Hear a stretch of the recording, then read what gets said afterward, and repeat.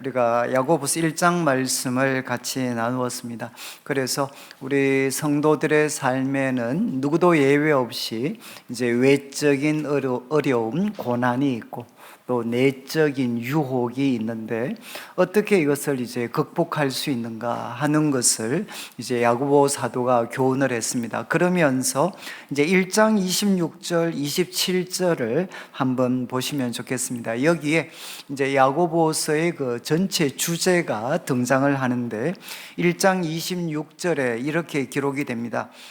누구든지 스스로 경건하다 생각하며 자기 혀를 제갈 물리지 아니하고 자기 마음을 속이면 이 사람의 경건은 헛것이라. 그래서 먼저는 그 부정적인 말로 표현을 합니다. 헛된 경건이 있다. 헛된 경건. 그것은 뭔고 하면 스스로 경건하다라고 생각을 한다는 겁니다. 스스로 자기는 참 경건한 사람이다라고 생각은 하는데 자기 혀를 제갈 물리지 않는 사람, 자기 혀를 제갈 물리지 않는 사람은 자기 마음을 속이는 사람이고, 그리고 이 사람의 경건은 헛것이다 라고 이제 야고보 사도는 이야기합니다. 그러니까 이 말을 우리가 조금 반대로 표현을 하면, 그럼 헛되지 않는 참된 경건은 무엇인가? 그것은 바로 자기 혀를 제갈 물릴 수 있는 사람, 자기 혀를 통제할 수 있는 사람이 참된 경건의 사람이다. 이렇게 야고보 사도는 이야기를 하고 있고, 이 주제를 이제 내일 저녁에 다룰 3장 말씀에서 이제 야고보 사도는 설명을 하게 됩니다. 그리고 27절을 보시면 적극적으로 표현을 하는데, 하나님 아버지 앞에서 정결하고 더러움이 없는 경건은, 그러니까 이제 적극적인, 이제 긍정적인 진술이죠. 하나님 앞에 정결하고 그리고 더러움이 없는 그런 경건이 있다. 그것은 뭔고 하면 고아와 과부를 그 환난 중에 돌보는 것이다. 여기 돌본다는 것은 이제 현재 시제입니다. 그러니까 규칙적이고 반복적이고 계속적인 의미를 담고 있습니다. 그러니까 이제 고아와 과부를 한 번 돌아보는 게 아니고 계속해서 그리고 반복적으로 돌아보는 사람, 그 사람이 누군가 하면 정결하고 더러움이 없는 경건을 가지고 있는 사람이다. 그래서 이 주제를 이제 2장에서 오늘 우리가 다루게 됩니다.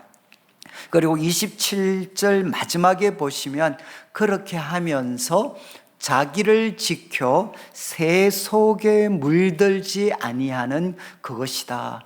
자기 자신을 지켜서 새 속, 그러니까 하나님을 떠나서 이렇게 구조화되어져 있는 이 세상, 새 속에 물들지 않는 사람, 이 사람이 참된 경건의 사람이다. 그러니까 새 속에 물들지 않는 사람, 이것이 이제 우리가 4장에서 다룰 주제가 되게 됩니다. 그러니까 참된 경건은 이제 야고보 사도의 우리가 가르침을 통해서 보면 세 가지입니다.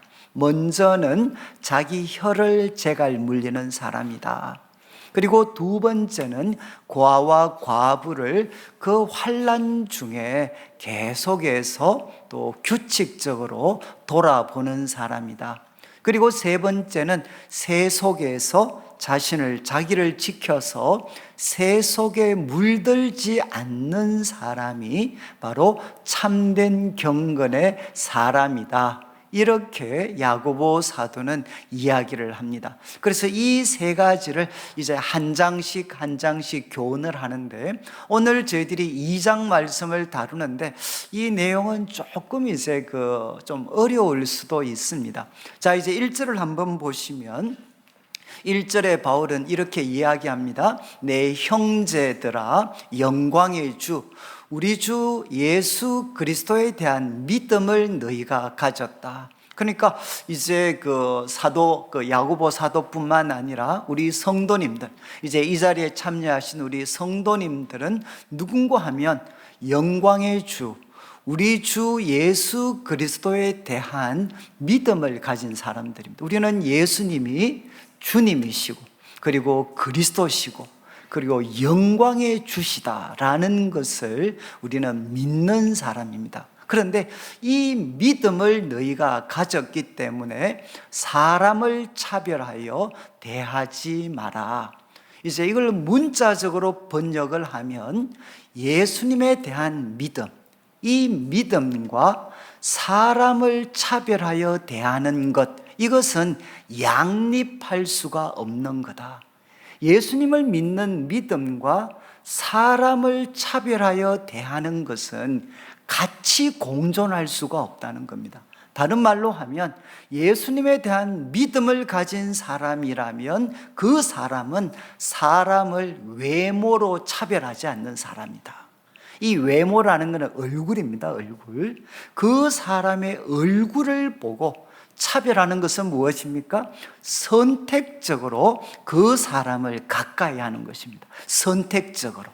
여러분, 얼굴을 보고 저 사람은 내가 가까이 할 사람, 그렇지 않을 사람을 누가 선택하느냐? 내가 선택하는 거죠. 그래서 야고보 사도가 이야기할 때 예수님을 믿는 믿음과 절대로 공존할 수 없는 것이 하나 있는데, 그것이 뭔고 하면 사람을 외모로 취하는 것이다. 그래서 말씀드린 것처럼 예수님을 믿는 사람은 한마디로 사람을 외모로 차별하지 않는 사람이고, 또 사람을 외모로 차별하지 않는 사람은 누구냐? 그 사람은 예수님을 믿는 사람이라는 겁니다. 그러면서 이제 2절부터 예를 듭니다. 2절 말씀에 만일 너희 회당에, 이거는 이제 우리 그냥 예배당이라고 생각하시면 되겠습니다. 우리 예배당에 금가락지를 끼고 아름다운 옷을 입은 사람, 이것은 이제 두 가지를 설명을 하죠. 이제 금가락지 그리고 아름다운 옷은 그 사람의 지위와 부를 나타내는 것입니다. 그 사람은 지금 높은 지위와 그리고 부를 가진 사람입니다. 그런데 그 한 사람이 이제 예배당으로 들어오고 있습니다. 그리고 또 한 사람은 이제 남루한 옷, 이거는 남루하다라고 참 이렇게 번역을 했지만 이것보다 조금 더 거친 뜻을 담고 있습니다. 그 과거에 우리가 거린이라든가 구걸하는 사람들이 입을 수 있는 정말 초라하고 냄새 나는 옷이죠. 그래서 남루한 옷을 입은 가난한 사람들이 지금 들어오고 있다는 겁니다. 이렇게 두 사람이 들어오고 있는데 3절 말씀을 보시면, 그때 이제 여기 너희가라는 것은 좀 죄송하지만 이제 우리 예배당에 그때도 안내하시는 분들이 계셨을지 모르겠습니다. 그래서 예배 안내하시는 분이 아름다운 옷을 입은 자를, 여기 재밌는 표현은 눈여겨보고, 여기 이제 대부분 영어 번역은 스페셜 어텐션입니다. 스페셜 어텐션. 정말 특별한 주목. 정말 그 사람한테 스페셜 어텐션을 이제 제공하면서 이야기를 하는 거죠. 여기 좋은 자리에 앉으소서. 아마 당시 회당에도 상석이 있었던 것 같아요. 상석. 모든 사람들이 볼 수 있는 자리. 거기에는 주로 이제 회당에 높으신 분들이나 아니면 그 유대인 사회 중에 유지가 되는 사람이 왔을 때 그 자리에 앉도록 하고 모든 사람들이 그분을 볼 수 있도록 해주는 아마 상석이 있었습니다. 그래서 여기 좋은 자리에 앉으십시오 라고 이야기를 했다는 겁니다. 그런데 이제 가난한 사람들에게는 뭐 했느냐?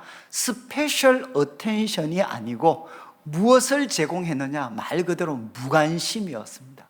너는 거기 서 있든지 아니면 내 발 아래 앉으라, 이렇게 그 사람에게 말을 했다는 겁니다. 근데 대부분 이제 성경학자들은 이 2절과 3절은 가공의 상황이라기보다는 아마 교회에 실제 있었던 사례였을 것이다 라고 대부분 생각을 합니다. 그러면 여러분, 이제 지금 우리가 섬기는 교회 속에서는 가끔 이런 일을 발견하실 수 있죠. 사실은 어떤 분이 왔을 때는 이제 스페셜 어텐션을 보이기도 하고, 그렇지만 그렇지 못한 사람들한테는 때로 우리가 무관심을 나타낼 수가 있습니다. 그런데 우리 시대 자본주의가 이렇게 고도로 발달한 사회 속에서 이런 일이 일어난다고 하면 그래도 우리가 이제 뭐 그럴 수도 있지 라고 반응을 보일 수 있는데, 지금 이제 이 장면은 언제 일어나느냐? 소위 초대교회였습니다. 그리고 이제 초대교회가 영광스럽게 놀랍게 부흥하고, 보통 이제 이 야고보 사도, 야고보서는 한 AD 60년 한경 후 정도 보통 야고보서 기록 연대를 이야기를 합니다. 그러면 지금 이제 소위 이 초대교회가 세워지고 나서 한 30년 정도 세월이 지났을 때입니다. 여러분, 초대교회 그러면 무엇으로 대표됩니까? 바로 뜨거운 사랑, 그리고 정말 유무상통, 자기가 갖고 있는 것을 다 나누어 주었던 정말 사랑과 그리고 나눔으로, 그리고 없는 사람들이 있으면 자기가 있는 것을 그들에게 나누어 주어서 거기에는 핍절한 사람이 없도록 섬겼던 교회가 초대교회였는데, 여러분 지금 30년 정도의 세월이 지나고 나니까 초대교회도 어떤 일이 생겼느냐? 어떤 분이 오면 스페셜 어텐션을 나타내고, 어떤 분이 오면 무관심으로 일관하는 이런 모습들이 바로 교회 속에 나타났다는 거죠. 그렇다면 이제 4절부터는 이것에 대해서 이제 사도가 평가를 하는 겁니다. 이 행동이 왜 잘못되었느냐? 그리고 조금 더 과격하게 말씀을 드리면, 예수님을 믿는 믿음과 공존할 수 없는 이유가 무엇이냐? 이제 세 가지로 이제 야고보 사도는 설명을 합니다. 먼저 4절 말씀에 이거는 판단을 합니다. 너희끼리 서로 차별하며 악한 생각으로 판단하는 자가 되는 것이 아니냐. 이것은 무슨 뜻이겠습니까? 두 사람이 들어왔을 때 한 사람이 이제 판단을 내리는 겁니다. 어떤 판단을 내립니까? 저 사람은 소위 스페셜 어텐션을 제공해 준 사람은 앞으로, 우리로 말하면 우리 교회 큰 일꾼이 될 수 있는 사람입니다. 우리 교회에 소위 월척이 들어온 거죠. 이제 월척이 대어가 들어왔습니다. 그러니까 우리가 볼 때 저분이 우리 교회에 들어오면 우리 교회가 앞으로 예사롭지 않을 것 같아요. 그러니까 우리는 판단을 내린 거죠. 저분은 우리 교회를 위해서 큰 일을 할 사람. 그렇지만 남루한 옷을 입은 사람은 무엇입니까? 우리 교회에게 무거운 짐이 될 사람. 이렇게 누가 판단을 하느냐? 바로 우리가 판단을 내린다는 거예요. 어떤 사람은 우리 교회를 위해서 앞으로 큰 역할을 할 수 있는 귀한 사람이고, 어떤 사람은 우리 교회에 무거운 짐이 되어서 오히려 여기에 같이 있지 않는 것이 공동체에게 유익이 될 것 같은 사람이라고 누가 판단을 내리느냐? 바로 지금 안내하는 사람이, 너희가 그 판단을 내린다는 거죠. 그러면서 이야기를 합니다. 4절 후반부에 악한 생각으로 판단한다는 것은, 이건 뭔가 악한 동기입니다. 대부분 다 모티브로 번역을 합니다. 정말 이건 나쁜 동기를 가지고 우리가 하나님 앞에 귀한 사람, 하나님 앞에 짐이 되는 사람을 우리가 지금 판단을 내린다는 거죠. 그러면서 이제 5절부터 이야기합니다. 5절을 보시면 내 사랑하는 형제들아 들을지어다. 그러면서 첫 번째 이렇게 이야기합니다. 하나님이 세상에서 가난한 자를, 잘 보십시오. 동사들을 잘 보시면 하나님은 세상에서 가난한 자를 택하셨습니다. 그리고 두 번째는 무엇을 하셨느냐? 믿음에 부요하게 하셨습니다. 그리고 세 번째는 자기를 사랑하는 자들에게 약속하신 나라를 상속으로 받게 하지 아니하셨느냐. 여러분, 이 5절 말씀은 결국 무엇이죠? 하나님은 가난한 사람이라고 해서 차별하지 않으셨다는 겁니다. 세 가지 영역에서 택하실 때 여러분 가난하다고 해서 배제시킨 적이 없다는 거죠. 하나님은 가난이라는 이유 때문에 선택의 대상에서 배제하신 적이 없습니다. 그리고 하나님께서는 선택하실 때 가난한 자를 택하시고 나서 택하시고 보니까 하나님 보시니까 좀 잘못 찍은 것 같아. 그러니까 믿음을 부요하게 할 때는 그 사람을 빼버리고 소위 교회에 큰 도움을 줄 것 같은 사람들한테만 믿음을 부요하게 하는 것을 몰아주지 않으셨다는 겁니다. 택하실 때도 차별이 없으셨고, 두 번째는 믿음을 부요하게 만들어 주실 때도 가난이라는 이유 때문에 하나님이 배제하신 적이 없다는 겁니다. 그리고 세 번째는 미래죠, 미래. 하나님께서 약속하신 나라를 유업으로 줄 때도 가난하다는 이유 때문에 배제시키신 적이 없다는 겁니다. 여러분, 어떤 행동이, 우리가 하는 행동이 옳은 행동인가 그렇지 않은 행동인가, 무엇을 통해서 알 수 있겠습니까? 가장 쉬운 방법은 하나님이 행하시는 것과 같은 방향이면 그것은 선이죠. 그러나 하나님이 행하시는 그 삶의 방향과 반대 방향이면 그것은 악이고 죄입니다. 하나님은 어떻게 하셨느냐? 가난한 자를 선택할 때도 차별하지 않으셨고, 믿음을 부요하게 하실 때도 차별하지 않으셨습니다. 그리고 그 사람에게 약속하신 나라를 상속으로 주실 때, 그의 미래의 복을 주실 때에도 지금 가난하다는 이유 때문에 하나님은 배제시키신 적이 없다는 겁니다. 그런데 6절 말씀에 그런데 너희는 도리어 가난한 자를 업신여겼다는 거죠. 여러분, 사람을 외모로 차별하는 것이 왜 잘못됐는가? 지금 야고보 사도가 제시하는 첫 번째 답변은 하나님의 행하심과 대조가 되는 것이다. 하나님은 가난한 자를 차별하거나 업신여기지 않았는데 너희는 업신여겼다는 겁니다. 그리고 두 번째는 인간적인, 우리가 보통 인간의 일반적인 정서에도 이것은 어울리지 않는 것이다. 여러분, 6절을 한번 보시면 부자는 어떻게 했느냐? 이건 일반적인 그냥 그 당시 사회입니다. 예수님 그 야고보 당시에 로마가 지배를 하고, 우리 한국 같으면 일제시대를 생각하시면 돼요. 일제시대. 여러분, 바로 그때 로마로부터도 억압당하고, 그 다음에 로마에 줄을 섰던 소위 친로마 세력들에 의해서도 지금 이제 이스라엘 백성들은 고통을 당하고 있었죠. 그런 상황 속에서 여러분, 부자는 어떤 성향을 나타낼 수 있느냐? 너희를 억압하고 법정으로 끌고 가지 아니하느냐. 여러분, 지금 부자들, 너희들은 지금 부자들한테 스페셜 어텐션을 제공해 주지만 그 부자들은 실제로 너희들을 어떻게 대하느냐? 그들은 많은 경우에 여러분 억압하고 우리한테 아무것도 없는 죄를 덮어 씌워서 법정으로 끌고 가는 일들을 부자들 가운데 행하는 사람들이 있다는 겁니다. 그리고 7절을 보시면 그들이 정말 이렇게 압제를 하고, 그리고 부당한 명목으로 우리를 고소하고, 그 다음 7절에 보시면 너희에게 대하여 일컫는 바 그 아름다운 이름은 무엇이겠습니까? 성도라는 이름입니다.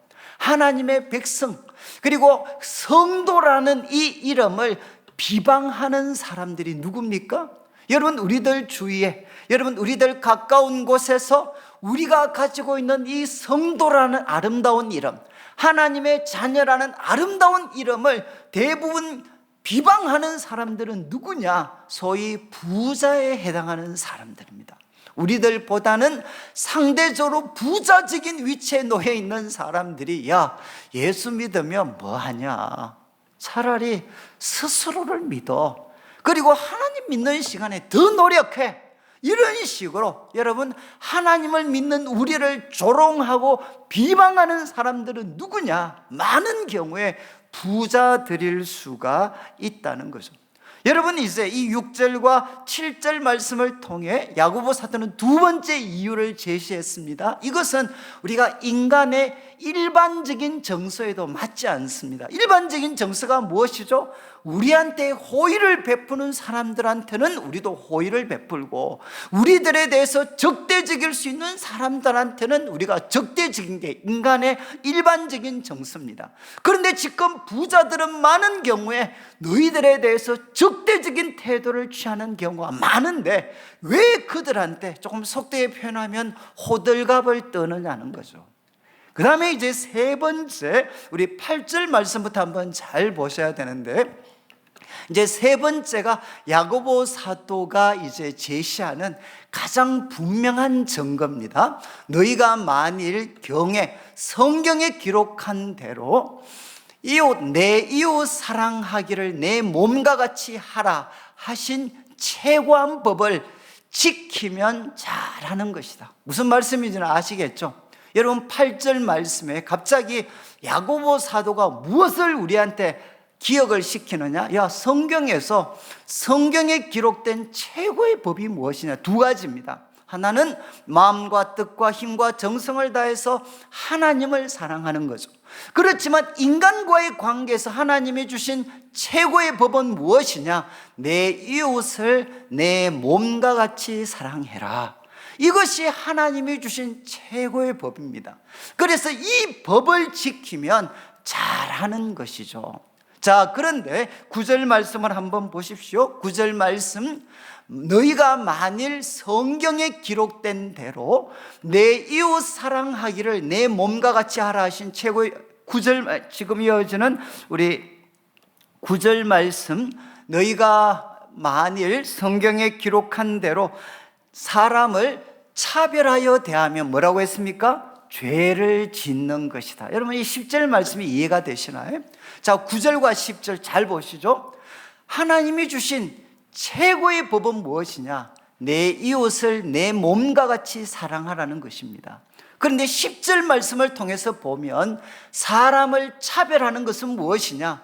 바로 여러분, 하나님이 주신 최고의 법을 깨트리는 범법 행위라는 겁니다.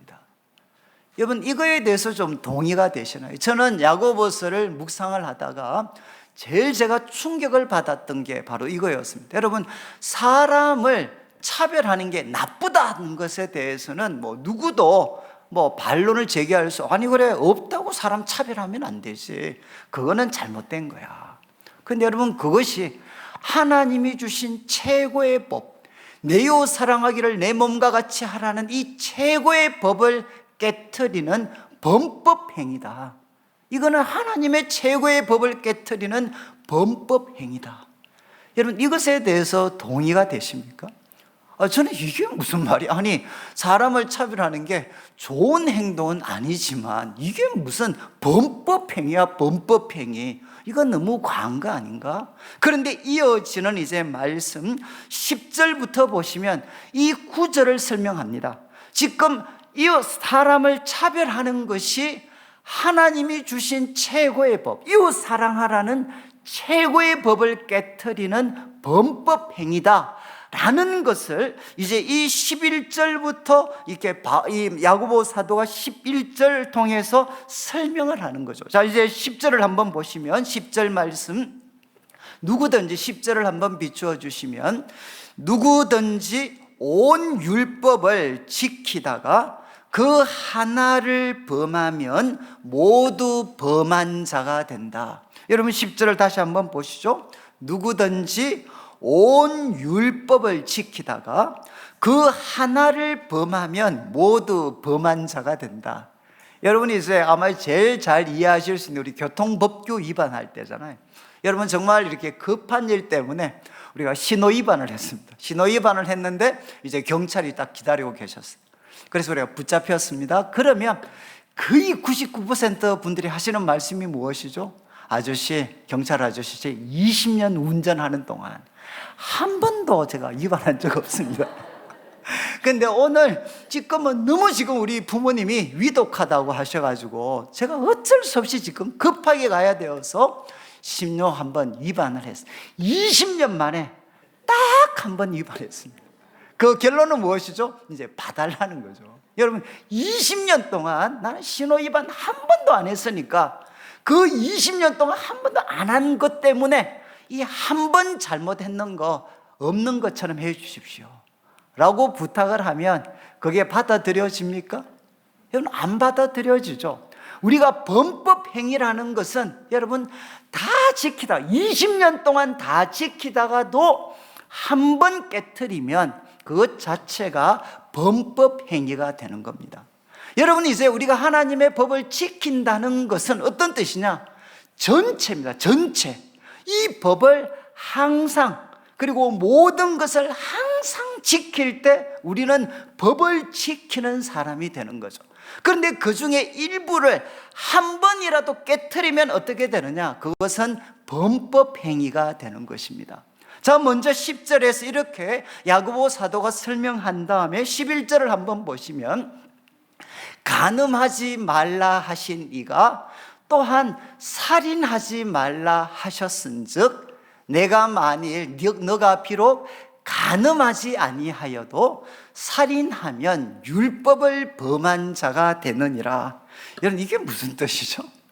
왜 또 갑자기 간음이 나오고 또 살인이 왜 나오겠습니까? 여러분, 참 이런 뜻에서는 유대 사회가 우리 한국 사회하고 참 비슷한 게 많습니다. 여러분, 지금 당시에 소위 지금 신앙이 좋다는 분들이 큰 소리 빵빵 친 게 무엇이냐? 나 간음하지 않았습니다. 나 성적으로 그래 잘못 저지른 사람 아닙니다. 그래서 우리 한국 사회도 그렇고 여러분 고대 그 유대 사회도 이 소위 7번째 계명에 대해서는 아주 냉혹할 정도로 철저하게 지켰다는 거예요. 그러니까 지금 이 사람이 이야기하는 나 간음하지 않았습니다. 그렇게 큰 소리 빵빵 쳤다는 거죠. 그런데도 그 사람은 무엇을 했느냐? 사람을 차별했다는 겁니다. 사람을 차별했는데 야고보 사도의 관점에서 보면 그것은 무엇이냐? 사람을 죽이는 것과 같은 차별을 사람한테 행했다는 거죠.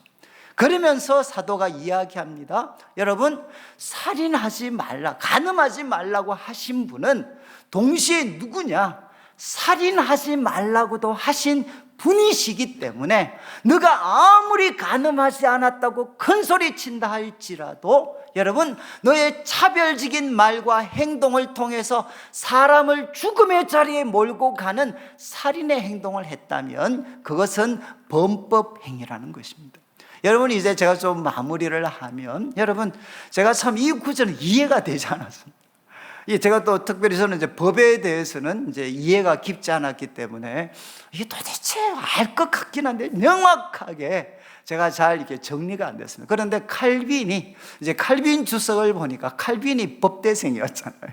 칼빈이 법을 전공하신 분이거든요. 그래서 칼빈이 이 야고보서 이 내용을 주석하면서 이렇게 이야기를 했어요. 정말 명확합니다. 여러분, 하나님이 주신 최고의 법은 내 이웃 중에 너하고 코드가 맞는 사람 사랑해라, 이렇게 되어 있지 않다는 거죠. 이해하시겠습니까? 내 이웃 속에는 여러분, 너하고 코드가 맞는 사람도 있고 너하고 코드가 전혀 맞지 않는 사람도 있고, 이웃이라는 개념은 무엇이냐? 이것은 총체적인 개념이라는 거죠. 그 이웃 속에는 너가 가까이 하고 싶은 사람도 있고 하기에는 끔찍한 사람도 있고 너와 정치적인 입장이 같은 사람도 있고 다른 사람도 있고, 이 이웃 속에는 이것은 전체적인 개념인데 하나님이 우리에게 주신 최고의 법은 이웃 중에서 너하고 코드가 맞는 사람만 사랑해라 라고 말씀하신 게 아니고 이웃을 사랑하라고 말씀하셨다는 겁니다. 그래서 너가 아무리 내 이웃 중에서 너하고 코드가 맞는 사람을 위해서는 목숨을 내어줄 것 같은 사랑을 베풀었다 할지라도 여러분, 자신과 코드가 맞지 않는 사람을 향해서는 무관심과 그리고 또 그들을 차별하는 말과 행동을 나타낸다면 그것은 무엇이냐? 여러분, 법의 전체성을 깨트리는 행동이니까 그것은 하나님 앞에 범법 행위다, 이렇게 야고보 사도는 우리에게 가르치고 있습니다. 저는 정말 이 칼빈의 가르침을 보고 나서는 정말 바로 이거였구나. 여러분, 하나님이 우리에게 너 이웃 중에 너하고 동양 사람, 그리고 너 이웃 중에 너하고 코드가 맞는 사람, 그리고 너 이웃 중에 너하고 스타일이 비슷한 사람만 사랑하라고 하신 게 아니고, 여러분, 그 이웃 속에는 말씀드린 것처럼 같이 있는 것조차 끔찍하게 느껴지는 사람들이 있습니다. 여러분, 그 사람들도 배제시켜서 안 된다는 거죠. 그러면서 이제 적극적으로 12절 13절을 한번 보십시오. 적극적으로 이야기합니다. 너희는 자유의 율법대로. 여러분, 제가 어제도 설명드렸지만 자유의 율법은 무엇이냐? 여러분, 새 언약, 바로 예수님께서 오셔서 우리들의 모든 죄를 위해서 죽으셔서 우리의 모든 불의가 깨끗하게 씻음을 받고, 새 언약에는 두 가지, 새 언약의 시대는 두 가지 일어납니다. 우리의 모든 죄가 깨끗함을 받지만 두 번째는 무엇입니까? 하나님의 법을 너희 마음에 새길 것이다. 하나님의 법을 너희 마음에 새기고 너희들에게 나의 새로운 영을 부어주어서 마침내 어떻게 하느냐? 여러분, 우리가 하나님의 법에 순종할 수밖에 없는 사람이 되도록 만들겠다는 거죠. 여러분, 에레미야 31장에 나오는 새 언약은 우리 구약을 연구하는 분들은 요시야 왕 시대의 좌절과 뭔가 연관이 있지 않는가, 이렇게 해석하는 분들이 계세요. 무슨 말인가 하면, 여러분, 지금 성경 역사 가운데, 이스라엘 역사 가운데 가장 완벽한 종교개혁이 일어났던 시대는 요시야 왕 시대입니다. 그래서 하나님 말씀에 근거해서 말 그대로 세상을 완전히 뒤집어버린 가장 완벽한 종교개혁이 일어났던 성경의 시대가 요시야 왕이었어요. 그런데 어떻게 됩니까? 요시야 왕이 불의의 죽음을 당하고 나서는 그 아들들 불과 6개월 만에 다 뒤집혀 버립니다. 그러면서 요시야 왕 시대 신실했던 사람들은 무엇을 뼈저리게 경험하느냐? 외적인 개혁이 얼마나 정말 초라한 것인가, 무기력한 것인가 하는 것을 뼈저리게 경험했다는 거죠. 그래서 여러분, 하나님께서 에레미야에게 바로 새 언약의 시대를 말씀하실 때는 너희들의 모든 불의가 깨끗함을 받을 뿐만 아니라 하나님의 법이 너희 마음에 새겨질 거다. 여러분, 이것은 요시야 왕, 그리고 모세 언약으로, 시내산 언약으로 대표되는 그 시대는 하나님의 법이 어디 있었습니까? 밖에 돌판에 있었다는 거죠. 아무리 외적인 종교개혁이 일어났지만 그 법이 몸 밖에 돌판에 새겨져 있었으니까 이 법을 인간은 지킬 수 없었다. 그런데 바로 하나님께서 그의 어떤 구원자를 보내셔서 모든 불의를 용서해 주실 때 일어나는 가장 영광스러운 사건은 무엇이냐? 바로 성령님을 통해 하나님의 법이 우리 마음에 새겨져서 마침내 이 죄의 권세와 능력으로부터 우리를 자유케 하는 날이 일어날 것이다. 여러분, 바로 이것이 바로 새 언약의 핵심입니다. 그래서 야고보 사도는 여러분, 구약의 어떤 시내산 언약과 대조가 되는 예수님을 통해서 우리 그리스도인이 가진 율법은 무엇이냐? 자유의 율법이라는 거죠. 왜? 우리 성도님들 한 분 한 분 속에는 성령님이 계십니다. 여러분, 우리들이 하나님 앞에 순종의 노력을 해야 되지만 우리가 죄의 권세를 깨트리고 승리할 수 있는 힘은 어디에 있느냐? 예수 그리스도의 보혈과 성령의 능력 속에 담겨져 있다는 거죠. 여러분, 그 자유의 율법 때문에 우리 그리스도인들은 어떤 사람이 되느냐? 차별의 사람이 아니라 아가페를 실천할 수 있는 사람이 될 수가 있다는 겁니다. 그래서 지금 이제 다시금 12절을 보시면 우리는 자유의 율법대로 심판받을 자처럼 말도 하고 행하기도 해라. 그러면서 13절에 이제 첫 번째 부분의 결론입니다. 여러분, 우리가 자유의 율법대로 살아가는 사람은 누구냐? 차별하는 사람이 아니라 긍휼을 행하는 사람이다. 여러분, 긍휼을 행하지 않는 자에게는 긍휼 없는 심판이 있을 것이고, 그리고 긍휼은 심판을 이기고 자랑하느니라. 이는 무엇이겠습니까? 여러분, 우리가 하나님의 심판대 앞에 섰을 때, 하나님의 심판대 앞에 섰을 때 여러분, 우리로 하여금 바로 심판을 이기고 자랑하는 것은 무엇이죠? 우리가 예수님을 믿는다는, 바로 그것 때문에 우리는 심판을 이기고 바로 승리할 수 있잖아요. 그런데 내가 예수님을 믿는 사람인가 아닌가를 입증시킬 수 있는 증거가 무엇이겠습니까?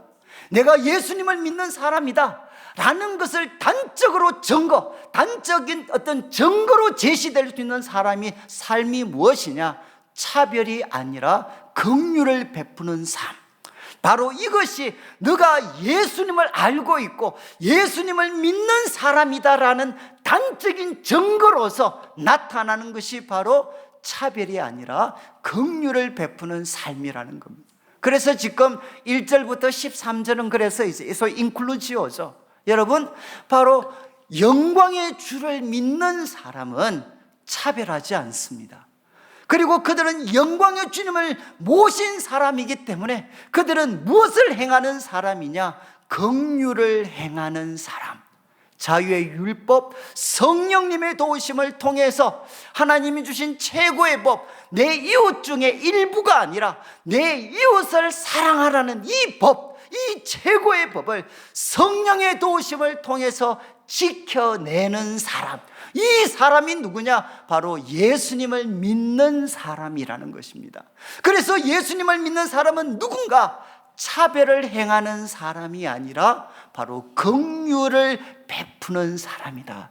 긍휼을 행하는 사람이 예수님을 믿는 사람이기 때문에 이 예수님을 믿는 믿음과 여러분 공존할 수 없는 게 무엇이냐? 사람을 외모로 차별하는 것이다. 이렇게 야고보는 가르쳤습니다. 혹시 여러분들이 이제 집에 한번 가셔서 시간이 한번 있으시면 오늘 말씀을 기초로 해서 이제 에베소서 2장 11절부터 마지막 절까지 한번 보시면, 여러분 혹시 에베소서는 다 아시니까 에베소서 1장부터 10장 10절까지는 하나님이 예수님을 통해서 하신 두 가지 놀라운 일이 에베소서 2장에 기록이 되어 있습니다. 그래서 1절부터 10절까지는 여러분 허물과 죄로 죽었고, 그리고 마귀와 그리고 이 세상의 풍습과 그리고 육체의 정욕의 노예가 되었던 우리, 그리고 본질상 진노의 자녀였던 우리를 예수님 믿음으로 말미암아 마침내는 우리를 하나님의 글작품이 되게 하셨습니다. 이것이 바로 하나님이 예수님을 통해서 하신 놀라운 일이죠. 1절부터 10절까지 내용은 우리 성도들이 너무 잘 알고 있어요. 그런데 11절부터 나오는 그 후반부 내용은 무엇이냐? 하나님은 예수님을 통해서 영광스러운 교회를 세우셨습니다.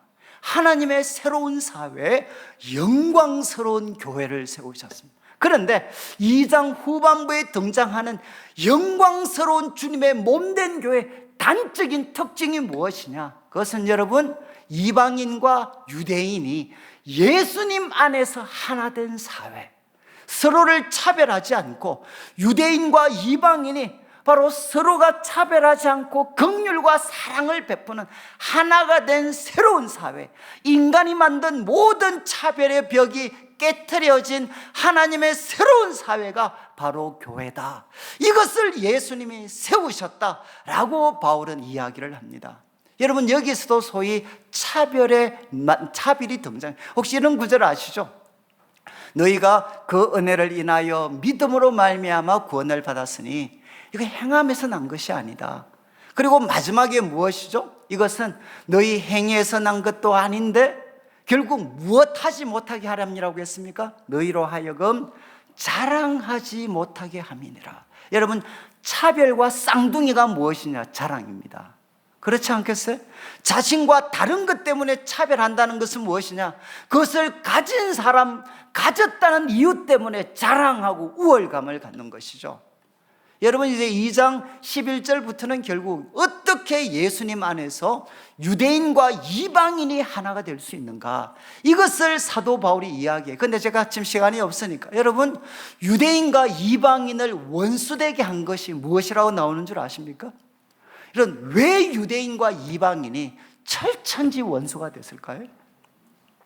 여러분 유대인들한테, 유대인 랍비들한테 왜 하나님이 이방인 만드셨습니까? 라고 질문을 하면 답 중에 하나가 뭔 줄 아세요? 지옥의 땔감으로 삼기 위해서 만들었습니다. 여러분, 사람이 이런 말 할 수 있나요? 왜 하나님이 이방인 만드셨습니까? 여러분, 지옥을 계속 데피려면 땔감이 필요하잖아요. 그 땔감을 위해서 하나님이 이방인 만드셨습니다. 이렇게 유대인들은 이방인을 무시했어요. 그리고 반대로 이방인들은 유대인들을 얼마나 미워했나? 가장 단적으로 나타난 것이 바로 홀로코스트죠. 유대인이라는 단 한 가지 이유 때문에, 여러분, 그것도 20세기에 문명이 발달되었던 20세기에 유대인이라는 한 가지 이유 때문에 600만 명이 죽였다니까요. 여러분, 그 정서가 무엇이겠습니까? 그만큼 이 유럽에는 이 유대인을 향한 불타는 정오심이 있었던 거죠. 그것이 깔려져 있었던 거죠. 왜? 유대인들이 그렇게 잘난 척을 했으니까.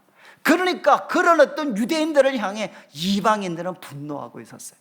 여러분, 초대교회 목회에 있어서 제일 큰 하나의 어려운 사역이 무엇이었느냐? 과연 예수님 안에서 철천지 원수였던 유대인과 이방인이 하나 될 수 있는가? 이것이 가장 큰 초대교회의 신학적 목회적 난제였습니다. 이것을 지금 이제 사도 바울은 에베소서 2장 후반부에서 풀고 있는 거죠. 그러면서 문제를 진단합니다. 왜 원수가 됐나? 원인이 뭐라고 나오는 줄 아셔요? 나중에 2장 10절부터 쭉 한번 읽어보시면 11절부터 보시면 이제 한마디로 요약하면 유대인과 이방인을 원수로 만든 것은 하나님이 주신 율법입니다. 이렇게 답을 내립니다. 이게 이해가 되시나요? 하나님이 주신 율법이 유대인과 이방인을 철천지 원수로 만들어서 서로를 차별하고 미워하게 만들었다는 거죠. 이게 이해가 되시나요? 저는 사실 이 말씀 때문에, 좀 죄송한 말씀인데, 막시점에서 제가 돌아섰습니다. 이 말씀 깨닫지 않았으면 저는 지금도 여전히 막스를 믿었을 것 같아요. 그런데 이 말씀 때문에, 야, 성경에 바로 이런 설명이 있었구나. 막스의 깨달음, 막스의 통찰력과는 비교도 되지 않는 더 깊은 이해가, 야, 이 성경 속에 있었구나. 여러분, 유대인과 이방인이 철천지 원수가 된 것은 하나님이 이스라엘 백성들이 주신 최고의 선물 율법이 두 사이를 원수되게 만들었다는 거예요. 여러분, 이게 이해가 되시나요? 여러분, 왜 유대인이 그렇게 이방인을 짐승 취급했겠습니까? 왜 저거는 인간이 아니라고 생각했을까요? 딱 한 가지 이유입니다. 하나님이 주신 가장 영광스럽고 귀한 것이 율법입니다. 유대인들에게 하나님이 그들에게 주신 최고의 영광스러운 선물은 무엇이냐? 그것은 율법이었어요. 그 속에 하나님을 어떻게 섬기고, 그리고 사람을 어떻게 섬기고, 인간이 어떻게 살아가야 되는지 하나님의 가르침이 그 속에 담겨져 있습니다. 여러분, 하나님이 주신 최고의 선물 율법, 근데 그것을 나는 가지고 있는데 그들은 갖고 있지 못합니다. 그러나 이 최고의 율법을 갖지 못한 그들은 누구냐? 사람이지만 짐승과 똑같다는 거예요. 그렇지 않습니까? 왜? 율법이 너무 귀한데 그 율법을 우리는 갖고 있는데 그것을 갖고 있지 않고 그것과 상관없이 살아가는 저 사람들은 짐승하고 똑같다는 거예요. 그러니까 정말 짐승 취급했어요. 그런데 여러분, 반대로 이방인들은 왜 그렇게 유대 미워했겠습니까? 바로 그 좋은 율법, 그 귀한 율법을 자기들만 가졌다고 자랑하니까, 잘난 척하니까 그 꼴 보기 싫은 거죠. 그래서 야고보 사도는, 바울은 이야기합니다. 하나님이 주신 최고의 법이 역설적으로 가진 자 유대인과 가지지 못한 이방인을 철천지 원수가 되게 했다는 거예요. 여러분, 이거는 동의가 되시죠? 그러면 이제 예수님께서 하신 일이 무엇이냐? 우리들의 죄만 담당하신 게 아니라 이 인간이 만든 차별의 벽, 원수가 되게 만들어낸 이 벽을 예수님은 자기 육체로 파괴시켜 버렸다는 겁니다. 여러분, 이게 이해가 되시나요? 예수님은 자신의 육체로 유대인과 이방인을 원수되게 만들어낸 이 율법이라는 이 중간에 막힌 담을 예수님이 육체로 파괴시켜 버렸다는 거죠. 여러분, 한번 보십시오. 유대인들이, 초대교회 당시에 유대인들이 예수님을 믿기가 가장 어려웠어요. 그렇지 않습니까? 우리 사도행전 기록을 보시죠. 복음에 대해서 가장 강력하게 막았었던 사람이 바로 청년이었던 사울과 같이 유대인들이 예수님의 복음을 가장 강하게 저항했습니다. 여러분, 당시 유대인들이 예수님을 믿으려면 딱 한 가지 인정해야 돼요. 그게 뭐겠습니까? 여러분, 유대인들이 예수님을 믿으려면 넘어야 될 높은 산이 하나 있어요. 이거 못 넘으면 유대인들은 예수님 믿을 수가 없습니다. 그게 무엇이겠습니까? 율법으로 안 됩니다. 이거 인정해야만 어떻게 됩니까? 예수님을 믿을 수 있죠. 그래서 유대인들은 이거를 놓지 못했어요. 율법으로. 그래서 여러분들이 로마서, 고린도전서 다 읽어보시죠. 갈라디아서에서 바울이 끊임없이 강조하는 게 무엇입니까? 율법으로는 의롭다 하심을 받을 육체가 없습니다. 이건 무슨 말이죠? 그렇게 그들이 가장 귀하게 생각했던, 하나님이 주신 최고의 선물이라고 생각했던 율법 가지고도 여러분, 우리는 하나님 앞에 의롭다 하심을 받을 수가 없습니다. 우리는 안 됩니다. 율법 가지고 안 됩니다 라는 것을 인정해야만 유대인들은 예수님을 믿을 수가 있습니다. 이해하시겠죠? 그러면 반대로 여러분, 이방인들은 예수님의 십자가를 바라보며 무엇을 그들이 고백할 수 있습니까? 율법이 없다고 절망했던, 지옥의 땔감처럼 짐승처럼 취급받았던 이방인들이 예수님의 십자가를 바라보면서 무엇을 깨달았겠습니까? 여러분, 율법이 없어도 괜찮습니다. 예수님으로 충분합니다. 이것을 바로 이방인들은 예수님의 십자가를 바라보면서 확인할 수 있고 고백할 수 있었죠. 바로 예수님 때문에 어떻게 됐습니까? 이제는 율법을 절대화시켰던 유대인들도 예수님의 십자가를 바라보며 율법으로 되지 않고 예수님으로만 됩니다. 그리고 율법이 없어 절망했던 이방인들도 율법이 없어도 괜찮습니다. 예수님으로 충분합니다. 그래서 어떻게 되었느냐? 막힌 담이 허물어져 버렸어요. 그래서 여러분, 초대교회 공동체는 이제는 유대인과 이방인이 같이 모여서 더 이상 유대인들은 율법을 자랑하지 않습니다. 그리고 그것이 없는 이방인들을 차별하지도 않습니다. 그들은 누구를 자랑하느냐? 예수님을 자랑합니다. 그리고 이방인들도 율법이 없어 절망하지 않고 율법을 가졌던 이방인을 향해서 질투하거나 시기하지도 않고 미워하지도 않습니다. 우리는 예수님으로 충분합니다. 그래서 초대교회 공동체는 어떤 공동체냐? 인간이 만든 율법이라는 이 차별의 벽이 예수님 때문에 무너진 새로운 사회가 바로 교회라는 공동체입니다. 여러분, 이것이 우리 시대에 적용되면 어떻게 되겠습니까?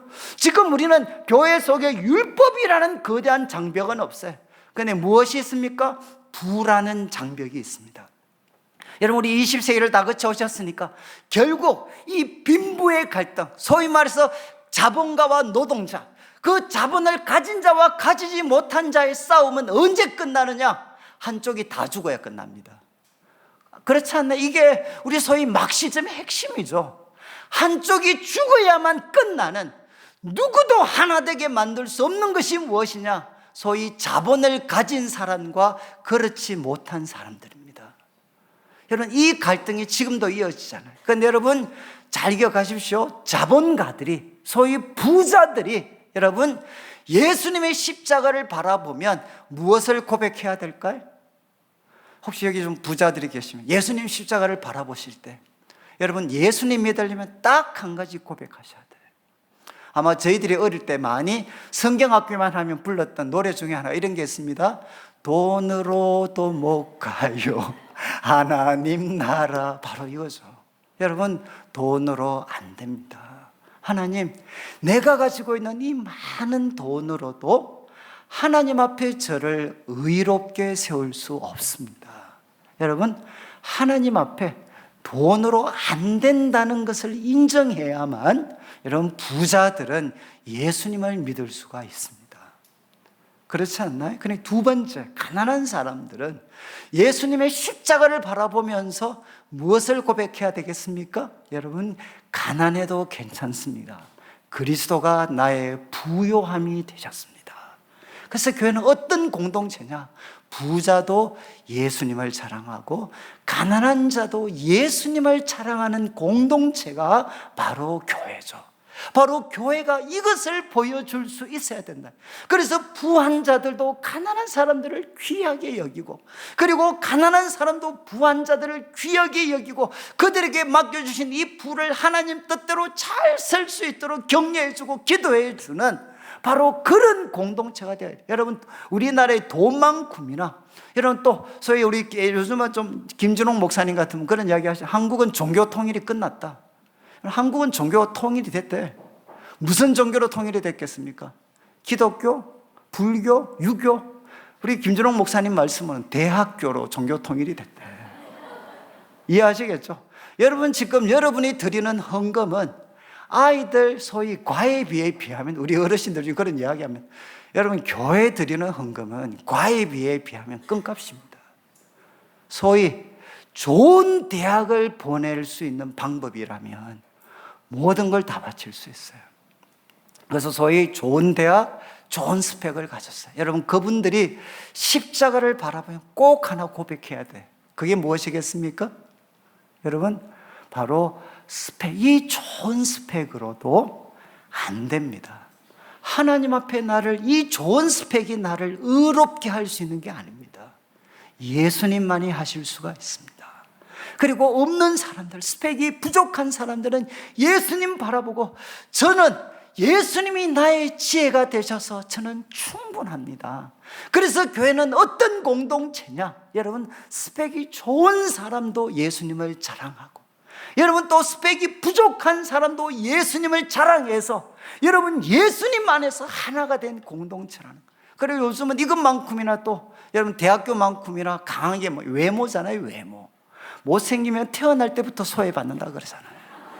그렇지 않겠어요? 여러분 정말 그래서 정말 이 외모, 그래서 이 부한 이것도 좀 못생긴 분들이 이제 만들어낸 소위 이데올로기가 뭐냐? 소위 똑똑한 뭐죠? 이게 얼굴 예쁜 애 치고 소위 말해서 머리에 든 것이 있는 애 못 봤다라든가 대항 이데올로기를 많이 만들어놨어요.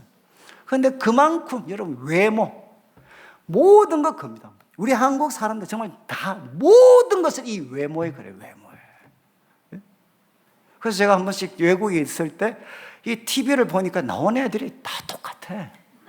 그래서 제가 집사람 보고, 야, 쟤들 다른 애들인데 왜 똑같냐 물으니까 병원이 같은 것 같다 그러더라고요. 여러분 한번 보시죠. 그래서 이 외모에 목숨 거는 사회가 한국 사회가 돼버렸어요. 여러분 소위 여기 예쁜 분들 계시면 십자가 바라보면서 뭘 깨달아야 되겠습니까? 여러분, 어여뻐도 못 가요. 하나님 나라. 이거 고백하셔야 돼요. 그래서 여러분 혹시 못생기면, 저와 같은 비싼 과에 계시는 분들은 못생겨도 괜찮아요. 주님이 우리에게 아름다움이 되십니다. 여러분 사실 그래서 교회의 가장 본질적인 아름다움은 무엇인가? 여러분 인간을 비참하게 만들고 인간을 고통에 빠뜨리는 게 무엇입니까? 가난인가요? 우리 한국 사회는 더 이상 가난이 인간을 고통에 빠뜨리지 않아요. 요즘 한국 사회에 유명한 말이 있잖아요. 여러분 배고픈 것은 견디지만 배 아픈 것은 견딜 수가 없어요. 이게 무엇이죠? 여러분 사람을 죽음과 같은 고통으로 몰고 가는 것은 가난이 아니라 시기와 질투, 비교의식입니다. 여러분 창세기에 나오잖아요. 하나님을 떠난 인간이 바로 동생을 죽여버리는 행동을 왜 하느냐? 바로 비교의식이죠. 비교의식. 여러분 사도 바울도 야고보도 인간을 극심의 고통으로 몰고 가는 이 세상을 지옥 같은 세상으로 만들어가는 중심에는 여러분 바로 비교의식과 차별이 있습니다. 이것을 깨트릴 수 있는 것은 누구냐? 예수 그리스도밖에 없어요. 그렇지 않으면 어떻게 되느냐? 나머지 한쪽을 다 죽여버려야 돼. 근데 나머지 한쪽 다 죽여버리면 살아남은 사람 중에 또 차별이 생겨요. 그렇지 않습니까? 그래서 사람들을, 여러분 이 세상을, 우리가 살고 있는 세상 속에 교회가 세상의 빛이라는 것을 보여주려면 무엇을 해야 되느냐? 사람이 만든 차별의 벽이 교회 속에서는 작동하지 못하도록 만드셔야 돼요. 여러분 그래서 의도적으로 어떻게 하셔야 되느냐? 여러분 나하고 코드가 맞지 않는 사람들을 가까이 하려고 노력하셔야 돼요. 여러분, 이 노력이 여러분 교회를 살아나게 합니다. 교회를. 지금 야고보 사도가 이야기했습니다. 이제 우리 예수님을 영광의 주로 섬기는 사람은 사람을 외모로 차별하지 않고 긍휼을 베푸는 사람이다. 이제 한번 14절부터 한번 보시죠. 이거는 제가 좀 짧게 하고 말 끝내야 될 것 같은데, 14절을 보시면 이제 두 번째 좀 어려운 주제인데, 14절, 형제들아 사람이 만일 믿음이 있노라 하고, 이제 믿음과 행위의 관계입니다. 행함이 없으면 무슨 유익이 있으리요? 그 믿음이 능히 자기를 구원하겠느냐. 여러분, 14절부터 이제 26절까지는 여러분 뭐 교회 다니시는 다 아시죠?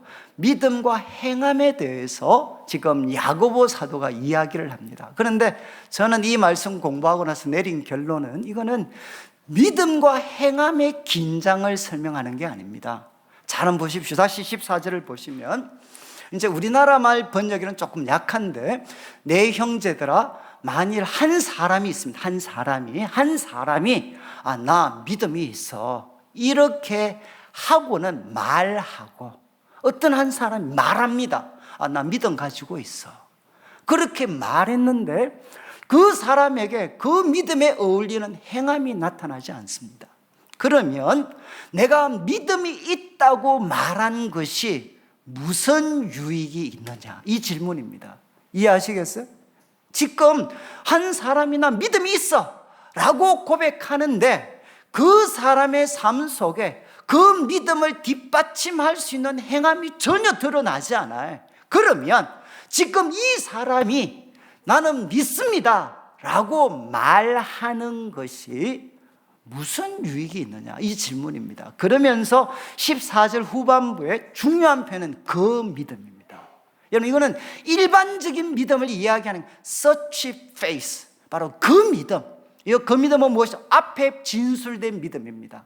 여러분, 행함이 동반되지 않으면서도 난 믿습니다 라고 주장하는 그 믿음, 여러분, 그 믿음이 능히 자기를 구원하겠느냐? 여러분, 답은 무엇이죠?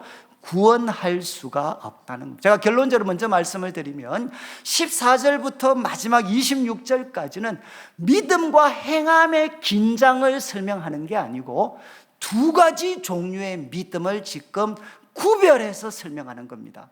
첫 번째 종류의 믿음은 무엇이냐? 사람이 믿음이 있다라고 말하는데 행함이 동반되지 않는 믿음. 그 믿음은 결론적으로 죽은 것이다. 그렇지만 이것과 반해서 성경이 이야기하는 우리 그리스도인들이 가지고 있는 믿음은, 여러분, 그 믿음 속에 무엇이 담겨져 있느냐? 반드시 행함이 그 믿음 속에는 담겨져 있다. 그래서 성경적인 믿음을 가진 사람은 지금 불완전한 것 같지만, 나중에 예를 통해서 보겠지만, 아브라함의 예를 통해서 보겠지만, 그 사람은 반드시 행함의 사람이 되게 되어 있다. 이것이 우리가 가지고 있는 성경적인 믿음이라는 것입니다. 그래서 여러분들이 오늘 말씀을 통해서 내가 지금 어떤 믿음의 자리에 서 있느냐, 죽은 믿음의 자리에 서 있느냐, 아니면 성경적인 믿음의 자리에 서 있는가 하는 것을 자신을 냉정하게 파악해서, 여러분, 내 믿음은 소위 죽은 믿음에 해당하는 자리에 서 있다면 돌이키라는 거죠. 그렇지만 내가 가진 믿음이 성경의 믿음과 부합된다면 어떻게 해야 되느냐? 하나님을 향해 기대하라는 겁니다. 하나님이 아브라함을 바꾸셨던 하나님이 나도 바꾸실 것이다. 바로 그분을 신뢰하고 믿어라. 이렇게 야고보 사도는 도전을 합니다. 자, 그래서 이제 15절에 예를 듭니다. 만일 형제나 자매가 헐벗고 일용할 양식이 없습니다. 그런데 16절에 너희 중에 누구든지 그에게 말을 하는 거죠.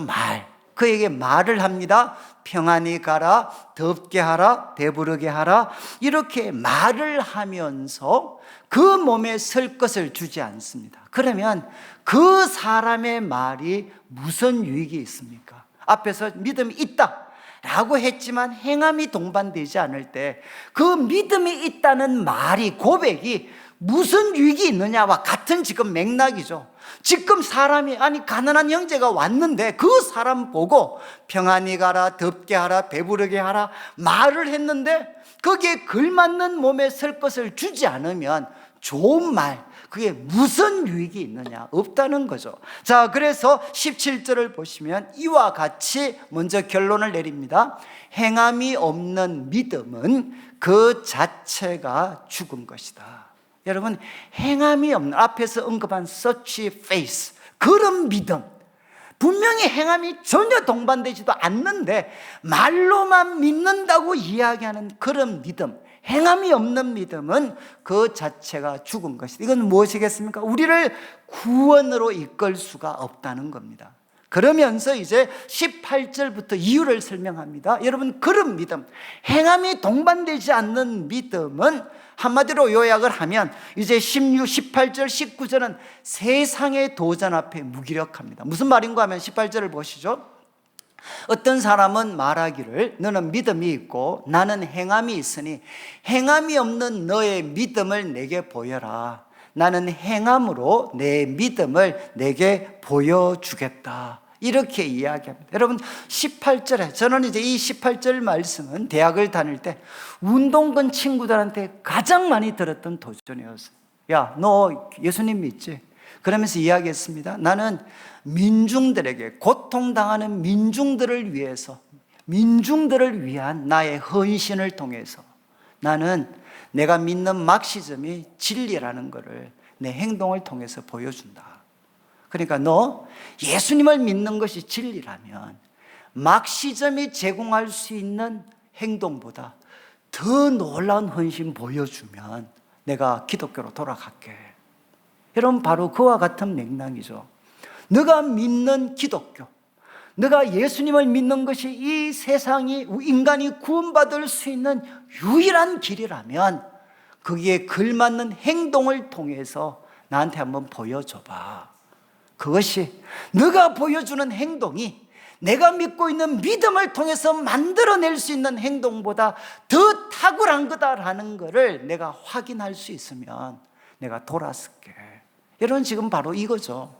지금 행함이 없는 믿음은 여러분, 행함을 통해 우리의 믿음이 참된 진리라는 것을 입증하라는 세상의 도전 앞에 무기력합니다. 그리고 이제 이야기합니다. 19절을 보시면 너가 하나님은 한 분이신 줄 믿느냐? 잘하는도다. 귀신들도 믿고. 이건 이제 풍자죠, 풍자. 여러분, 하나님이 한 분이신 줄 믿습니까? 여러분, 믿으시죠? 그런데 그 믿음은 귀신들도 갖고 있다는 거예요.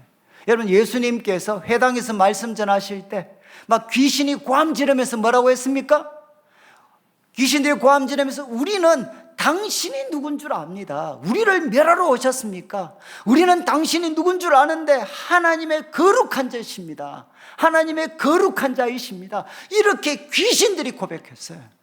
여러분, 그 믿음, 그 고백을 귀신이 했는데 귀신이 구원받았습니까? 여러분, 분명히 믿는다 고백하잖아요. 하나님 한 분이시고 예수님은 하나님의 거룩한 자이십니다. 알았고 고백했잖아요. 그런데 그 귀신이 그 믿음의 고백 때문에 구원받았습니까? 못 받았죠. 왜? 그래서 귀신이 회개하고 주님 잘 섬겼다는 기록이 없잖아요. 말은 하나님의 거룩한 자라고 고백했지만 그거에 걸맞는, 소위 말해서 순종, 그 주님 앞에 순종의 삶을 통해 그 믿음을 행동으로 보여주질 않았잖아요. 여러분, 행함이 없는 믿음은 바울이, 야고보가 풍자적으로 이야기합니다. 그거는 귀신들도 갖고 있다는 거죠.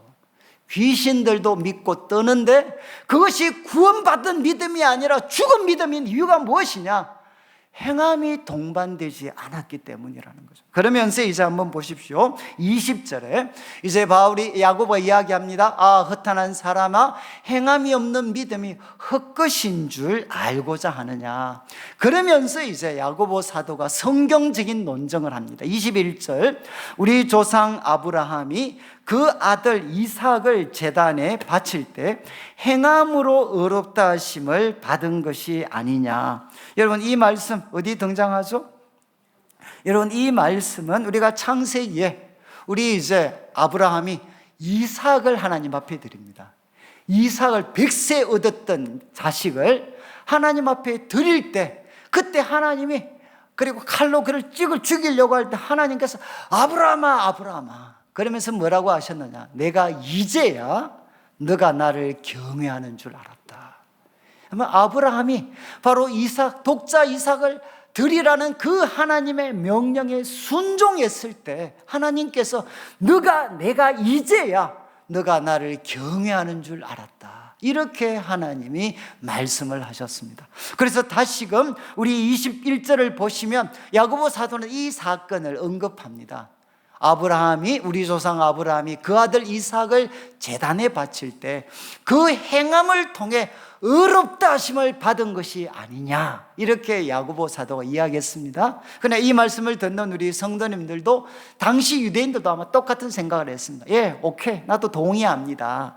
동의하지만 그러나 우리 야고보 사도께서는 반쪽만 알고 계시는 것 같습니다.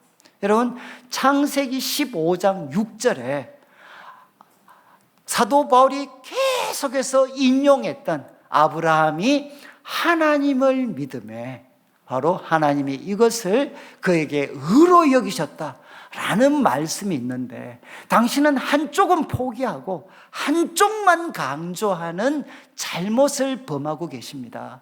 여러분들도 지금 그렇게 생각하실 거고, 이 말씀, 이 글을 듣고 귀로 읽고 있는 바로 초대교회 성도들도 그렇게 생각을 했겠죠. 그런데 이어지는 이제 22절을 한번 보십시오. 22절, 23절을 통해 야고보 사도는 자기도 우리가 알고 있는 정도의 지식은 있다는 겁니다. 너가 보거니와, 자 봐라, 아브라함이 정말 독자 이삭을 드리는 이 행동을 통해서 나를 의롭다함을 받았는데, 그 말이 무슨 말인고 하면, 너가 보는 것처럼 믿음이 그의 행함과 함께 일했다. 아시겠죠? 바로 독자를 하나님 앞에 드리는 그 순종의 행동을 통해 아브라함은 믿음을 보여줬습니다. 그리고 여러분, 행함을 통해 믿음은 온전하게 됩니다. 여러분, 이 온전하게 된다는 말은 결국 무엇이겠습니까? 바로 입증되는 거죠. 그리고 또 믿음이 행동을 통해서 더 성숙합니다. 그리고 또 열매를 맺게 되는 거죠. 그러니까 이야기합니다. 믿음은 행동 속에, 행동을 통해 믿음이 일하는 거고, 행함을 통해 믿음은 더 온전해지는 것이다. 그래서 성경에서 믿음과 행함의 관계에 대해서 가장 탁월한 정의를 내립니다. 여러분, 우리의 행함 속에 믿음이 담겨져 있습니다. 그리고 우리의 순종의 행동을 통해 우리의 믿음은 온전하게 됩니다. 이렇게 야고보가 이야기한 다음에 23절을 보십시오. 이제 이에 성경에 이른 바, 여러분, 아브라함이 100세, 자기 독자를 100세 얻었던 이 독자 이삭을 하나님 앞에 드려서 의롭다 하심을 받은 행동을 이제 창세기 15장 6절, 30년 전에 있었던 사건과 연관지어서 설명을 합니다. 이에 성경에 이른 바 아브라함이 하나님을 믿으니 이것을 의로 여기셨다. 여러분, 창세기 15장 6절이죠. 바로 이 말씀이 이루어졌다. 여러분, 창세기 15장 6절 아시죠? 배경을 아실 텐데, 여러분, 이제 아브라함이 이렇게 조카 롯이 끌려갔을 때 참 자기 이렇게 한번 양보도 한번 안 하고, 자기 살겠다고 정말 이렇게 한번 양보도 안 하고 이렇게 소돔과 고모라 갔다가 정말 여러 부족의 연합군한테 이제 노예가 돼서 끌려갔습니다. 그때 아브라함은 318명 거느리고 가서 그 연합군 박살내고 이제 조카 롯을 건져옵니다. 그때 소돔 왕이, 야, 사람만 보내고 전리품 너가 다 가서라. 그럴 때 아브라함이 무슨 이야기 합니까? 그런 말 하지 마십시오. 나는 하나님이 나를 부하게 하셨다라는 이야기 들어야 되지, 소돔 왕이 나를 부하게 하셨다, 그런 말 나는 듣기 싫습니다. 그래서 놓으십시오, 이렇게 아주 위대한 거절을 딱 해요. 그래서 14장이 끝납니다. 그런데 15장 1절에 갑자기 있잖아요. 무슨 말씀이 나오느냐? 하나님이 아브라함에게 찾아오셔서 이런 말씀을 하십니다. 아브라함아, 두려워하지 마라. 나는 너의 방패요 너의 지극히 큰 상급이다. 이렇게 하나님이 아브라함에게 말씀을 주셔요. 그런데 이때 여러분, 오늘 만약에 제가 설교를 통해서 여러분, 하나님이 말씀하셨습니다. 여러분, 두려워하지 마십시오. 하나님은 여러분의 방패요 지극히 큰 상급입니다. 이렇게 말씀하시면 여러분 어떻게 반응하셔야 되겠습니까? 아멘 이렇게 하셔야 되지 않겠어요? 근데 그때 아브라함이 뭐라고 합니까? 아브라함이 하나님 뭐 해줬습니까? 그렇게 말만 하시는데 뭐 해줬습니까? 나는 당신을 위해서 소돔 왕이 제안했던 거 다 뿌리치고 나는 이렇게 하나님 위해서 모든 거 거절하면서 살았는데 지금 나한테 해준 게 뭡니까? 난 자식도 하나 없습니다. 이게 뭔가 하면 헌신의 후유증입니다. 저는 이 교회 속에 이 헌신의 후유증에 시달리는 사람이 너무 많아요. 이해하시겠죠? 한번 필 잘못 받아가지고 너 왕창 바쳤는데 그런데 돌아서서 생각하니까 갑자기 있잖아요. 이게 뭐야 이거? 아니 근데 나 이렇게 왕창 바치면 한 더블 정도로 돌아올 줄 알았는데 사업도 더 안 풀리고 그러니까 어떻게 되죠? 후유증에 시달리는 거죠. 내가 홀렸구나. 예? 그래서 여러분들이 부흥회 요즘은 여기에는 그래도 헌금 이런 부담이 없으니까 여러분들이 정신 이렇게 부흥회 하면 정신 똑바로 차려야 되잖아요. 왜 똑바로 차리셔야 되죠? 홀리면 왕창 내야 돼요. 그러니까 이제 안 홀리기 위해서 막 정신 똑바로 차리시잖아요. 지금 이제 아브라함이 헌신의 후유증에 빠져 있었어요. 하나님 뭐 해줬습니까? 내보십시오. 나 아무것도 없습니다. 나 모든 것 다 거절하고 하나님 한 분만 위해서 살았는데 내가 갖고 있는 건 뭡니까? 자식도 하나 없습니다. 근데 우리 하나님 어떻게, 내가 만약에 하나님 이 자식 많이 컸네 뭐 이렇게 반응했을 것 같아요. 근데 하나님 어떻게 하십니까? 야야야 나가자. 분위기 바꾸시는 거죠. 밖으로 데리고 나가서 아브라함한테 이야기하시죠. 하늘에 봐라. 하늘에 뭐가 있냐? 별이 있습니다. 별이 몇 개냐? 이러는데 하나 둘 셋 넷 셀리고 있는데 멍 때리면서 셀리고 있는데 그때 하나님이 말씀하셨어요. 너의 후손을 이 별처럼 만들어주겠다. 멍 때리면서 셀리다가 아무 생각이 없었는데 그때 하나님이 기습적으로 말씀하셨어요. 야, 내 후손이 하늘에 별같이 많아지게 해주겠다. 멍 때리다가 들어서 그냥 믿어버렸어요. 아브라함이. 그래서 아브라함이 하나님을 믿게 된 거죠. 얼떨결에 믿게 됐어요. 분위기가 뭐 이렇게 막 우리처럼 이렇게 두나미에서 기도에 준비하고 이런 분위기가 아니고 그냥 헌신의 후유증이 시달리고 막, 그런데 하나님 분위기 바꾸어서 별 보면서 하나 둘 별 세울리고 있는데 말씀을 하셨어요. 야, 내 후손이 별과 같이 많아질 거야. 그래 아브라함이 그냥 방어도 한번 하지 못하고 믿어버렸어요. 그런데 하나님은 이것을 의로 여기셨어요. 성경이 그렇게 기록하고 있잖아요. 그런데 여러분 재밌는 말씀은 이제 23절을 다시 한번 보시죠. 이 말씀을 인용한 다음에 아브라함이 하나님을 믿더니 이것을 의로 여기셨다라는 말씀이, 그 다음 표현이 이루어졌고 이게 영어 번역을 보시면 대부분 fulfilled로 번역이 되어 있어요. fulfilled. 이게 맞습니다. 바로 신약 성경에 바로 이런 말씀, 선지자를 통해서 하신 말씀을 응하게 하려 하십니다 라고 할 때 사용되어진 단어입니다. 그러니까 하나님의 아브라함이 하나님을 믿음에 의로 여기셨다라는 이 말씀은 마치 어떤 성격을 갖고 있느냐, 바로 예언과 같은 성격을 갖고 있다는 거예요. 여러분 이 말씀 믿었으니까 하나님은 의로 여기셨는데 그게 완성이 아니라 이 말씀 속에는 미래에 대한 예언이 담겨져 있다는 거예요. 바로 아브라함을 의로 여기셨다. 그래서 이 말씀이, 이 예언의 말씀이 언제 성취되었느냐, 아브라함이 이삭을 하나님 앞에 드릴 때, 그때는 누구도 인정할 수밖에 없는 게 무엇이죠? 야, 아브라함 의로운 사람이구나. 여러분 이것, 하나님이 30년 전에 주셨던 말씀이 성취되신 사건이 무엇이냐, 바로 아브라함이 독자 이삭을 드린 사건이라는 겁니다. 다른 말로 하면 하나님이 주신 믿음은 반드시 어떻게 되느냐, 예언적인 성격을 갖고 있어서, 여러분 얼마나 30년 세월 동안 아브라함이 얼마나 많은 실패를 했습니까? 자기 부인을 2번이나 누이라고 속였고, 그리고 또 틈만 있으면 애굽으로 돌아가려고 했고, 여러분 그 속에 때로는 하가를 취하기도 하고 그의 삶에 얼마나 많은 실패가 있었습니까? 그런데 무엇이죠? 결론을 보니까 하나님이 30년 전에 주셨던 그 말씀, 바로 하나님이 이루셨구나. 그래서 이 말씀이 성취된 것이구나.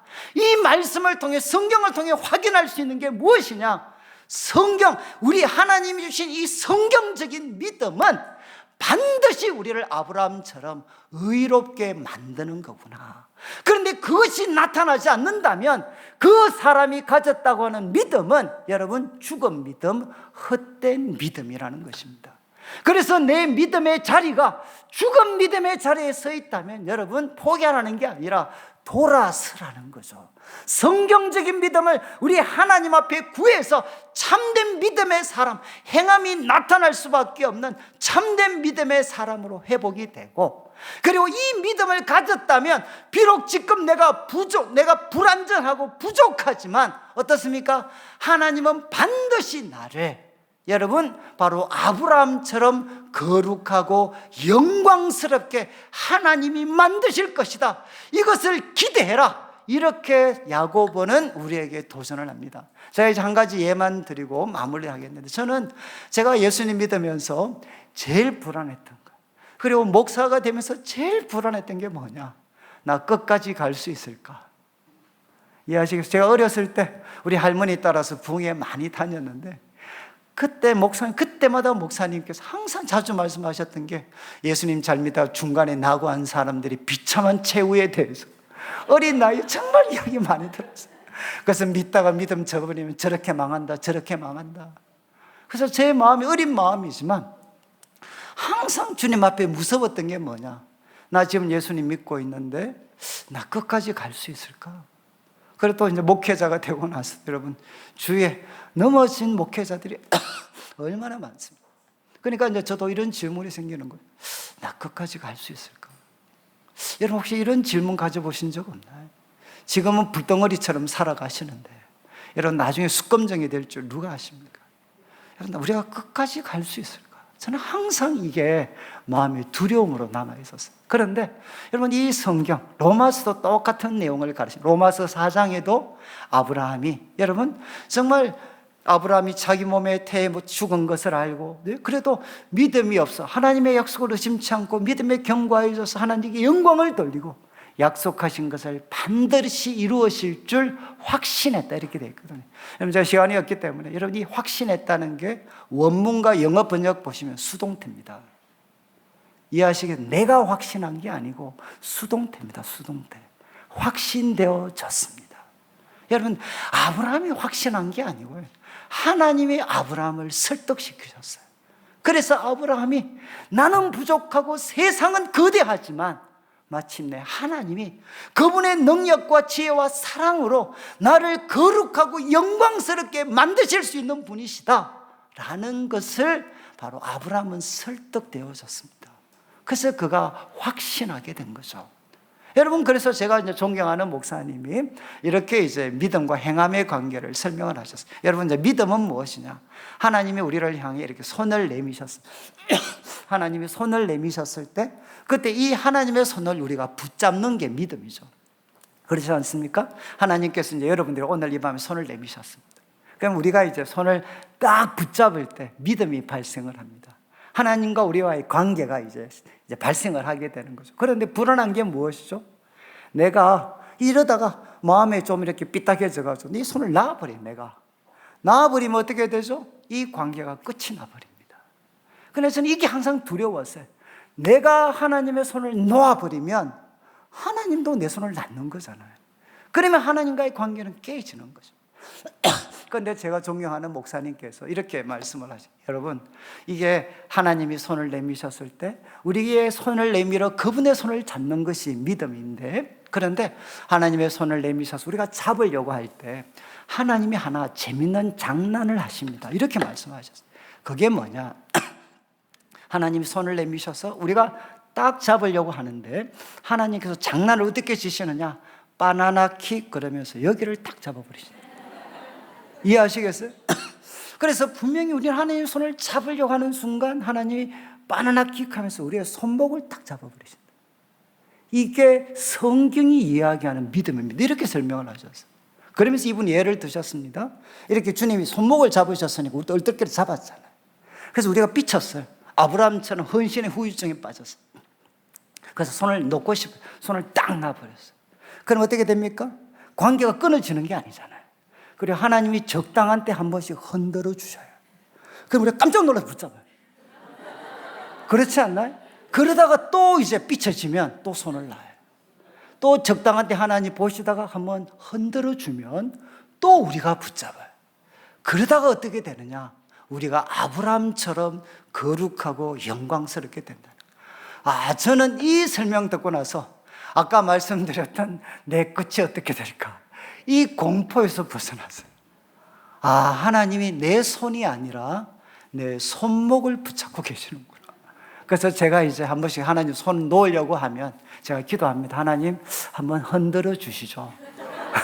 한번 세상의 풍파를 통해서는 한번 흔들어 주시면 제가 주님의 손을 붙잡고, 그래서 제가 그때 이 말씀 깨닫고 나서 제가 뭐라고 기도했느냐, 여러분 우리 인생의 최고로 거룩하고 영광스러운 날은 언제겠습니까? 여러분 우리 인생의 최고로 거룩하고 영광스러운 날은 우리 삶의 마지막 순간이구나. 내 삶의 마지막 순간, 나는 정말 이삭을 하나님 앞에 드렸던 아브라함처럼 내가 정말 그렇게 거룩하고 영광스러운 사람이 되도록 누가 우리를 바꿔 가시느냐? 주님이 바꿔 가십니다. 저는 그래서 나이가 조금씩 들면서 죄송한 말씀이지만 하나님이 제일 기뻐하시는 고백이 뭘까? 여러분, 하나님이 제일 기뻐하시는 고백이 뭐겠습니까? 우리 부족하잖아요. 여러분, 특별히 코로나 거치면서 그냥 이렇게 지금 잘 이렇게 심심하면 다 이제 저희도 우리 성도님들도 보니까 2달 단위로 한 번씩은 온라인으로 예배를 드리시더라고요. 이게 이 루틴을 안 깨뜨리시더라고요. 특별한 일도 없는데 원래 기분이 우울합니다 이러면서 있잖아요. 이제 2달에 한 번씩은 이렇게 이제 그냥 습관적으로 이제 온라인을 드리셔요. 근데 여러분 참 한번 보시죠. 우리는 참 부족하죠. 그리고 여러분 세상은 거대합니다. 근데 하나님, 저는 주님을 믿습니다. 저는 바로 제 자신의 연약함보다, 이 세상의 악함과 거대함보다 더 크고 위대하신 하나님께서 저를 거룩하고 영광스럽게 만드셔서 마침내 아브라함처럼 제 끝이 좋도록 하실 분이신 거 저 믿습니다. 저는 그래서 하나님이 제일 좋아하시는 고백이 하나님 저 믿습니다. 혹시 우리 청년들 중에도 혹시 여러분들의 삶이 여러분이 원하는 대로 안 되시는 분들, 꼬이시는 분들 많잖아요. 정말 삶이 꼬이는 분. 여러분, 그게 청춘입니다. 청년일 때는 꼬이셔야 되지 너무 잘 풀리면 안 돼. 그래서 저는 지금도 제일 감사한 게 뭐냐, 20대의 쓰라린 좌절을 맛본 게 저는 제일 감사해요. 지금도 돌아보면 그때 가장 폐인처럼 보냈고 하는 일마다 안 됐고, 그리고 내 인생에 언제 이 깊은 어둠의 터널이 끝이 나요? 과연 그날 올 수 있을까? 매일매일 그 질문 속에 살아왔던 순간, 그렇지만 돌아보니까 그때가 정말 광야에 있었던 이스라엘 백성처럼 하나님과 가장 가까이 있었다. 그래서 여러분, 왜 발자국이 3개밖에 없었는지, 발자국이 2개밖에, 4개 있다가 2개만 있었던, 아니 주님 이때 가장 힘들 때 뭐 하셨습니까? 그럴 때 예수님께서 이야기하셨잖아요. 너 얻고 다녔다. 너 얻고 다녔다. 그러니까 저는 참 제 인생이 안 풀렸을 때, 그때가 여러분 하나님이 우리를 업고 다니셨던 가장 귀한 시간, 그리고 하나님 의지하는 법을 배웠고 내가 인간이라는 걸 배웠고, 그렇지만 또 여러분 우리들의 삶 속에 세상이 거대하게 느껴질 때가 있잖아요. 여러분 그때 선지사 이사야 선지 이런 거 한번 보시죠. 요즘 이야기합니다. 구약을 연구하는 학자들은, 여러분 우리 그리스도인들은 이제는 상상의 세계를 통해 이 하나님의 세상보다 더 크신 하나님을 여러분이 만날 수가 있어야 됩니다. 여러분, 하나님은 세상보다 더 크시고 우리의 연약함보다 더 크신 분이십니다. 이 하나님이 여러분, 바로 여러분을 거룩하고 영광스럽게 주님이 만드십니다. 이 하나님을 신뢰하셔서 여러분 이 세상 속에 차별이 아니라 긍휼을 베풀고, 여러분 행함이 없는 믿음이 아니라 하나님 때문에 점점 거룩하고 영광스러워져서 우리 삶의 마지막 순간이 아브라함처럼 가장 아름답고 영광스러울 수 있는 우리 성도들 되시기를 주님의 이름으로 축원합니다. 우리 말씀 기억하면서 같이 한번 기도드리겠습니다.